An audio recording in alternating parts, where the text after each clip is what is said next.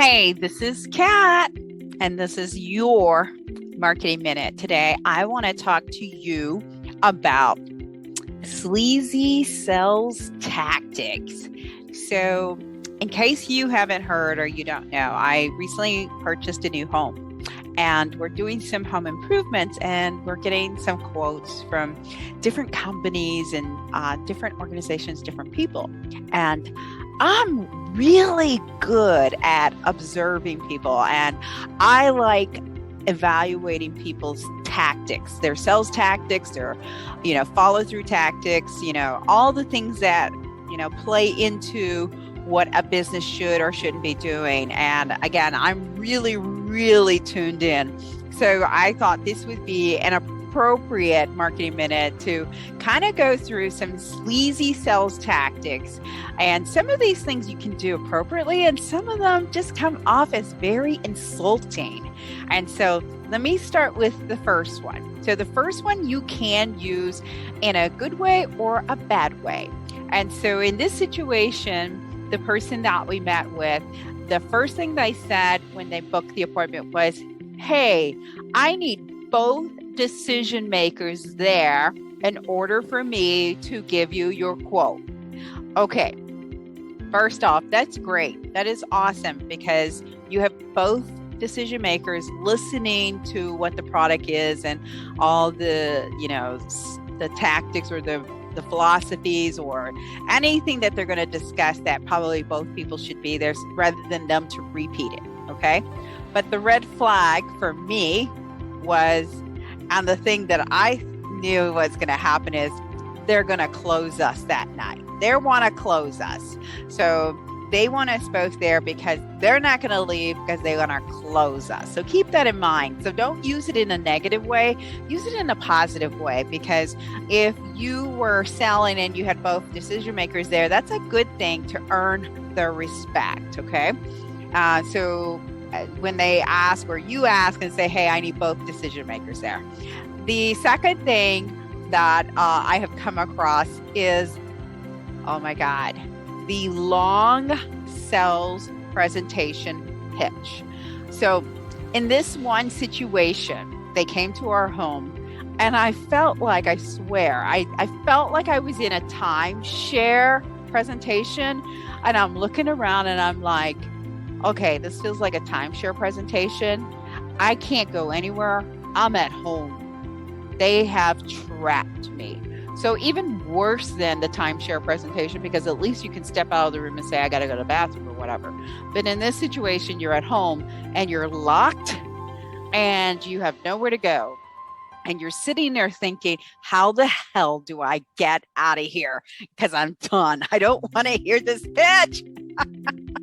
So the long sales pitch, salespeople should really read the people that they're presenting to, because if they see that the people's eyes roll back, I'm like, oh my God, are we really doing this? They need to read out those signs, and rather than just do formality, read the signs and walk away, get away, stop it, do something, because it's agonizing and you've lost all respect I've had for you. Okay.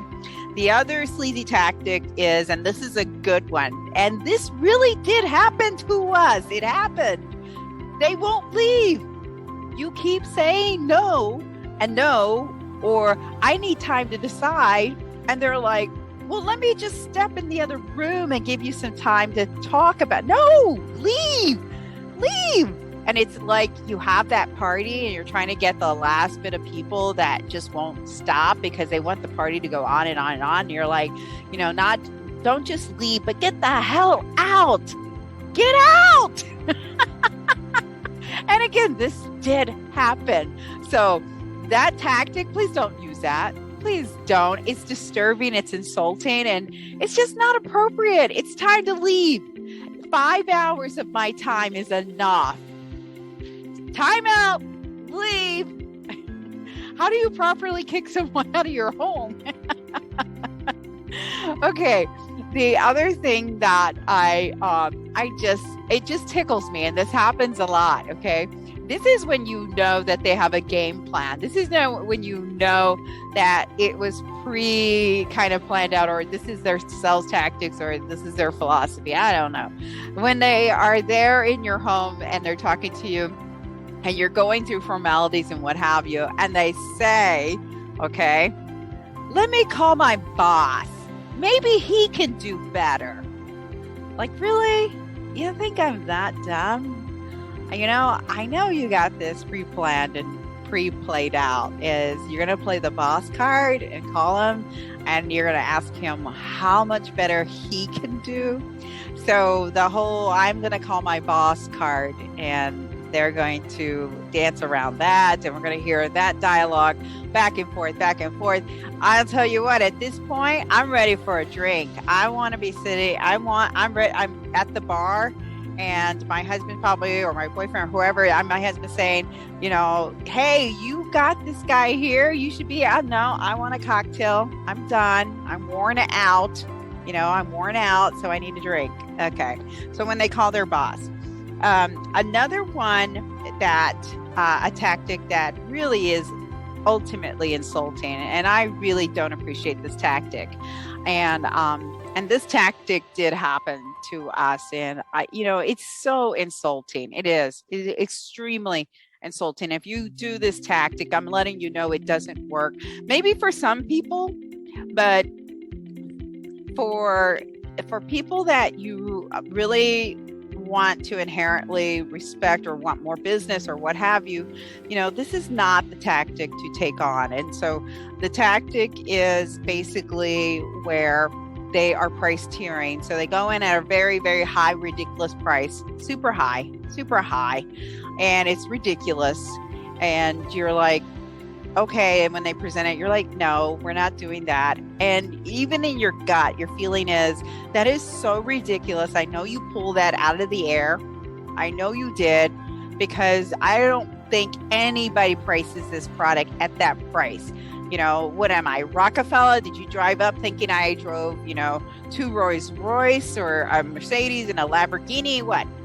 That's not the price. That is not, we wouldn't even call you if we knew you would throw that price at us. And then they say, well, but that's not your price because we have this 2-for-1 sale, and then they cut it in half. Well, your 2-for-1 sale to me is bullshit, because that price that you set me, the original, is all bullshit. Nobody's going to pay that price. So I feel like you're stringing me along, and you think I'm an idiot, and you think that, I'm not smart enough to play your game and to understand that was some ridiculous price way up here. And then you cut it in half, and now you're at what maybe might be the market. It's still high. It's still freaking high. And then you see the reaction of the people, and you're like, well, let me see how I can massage this. Let me see.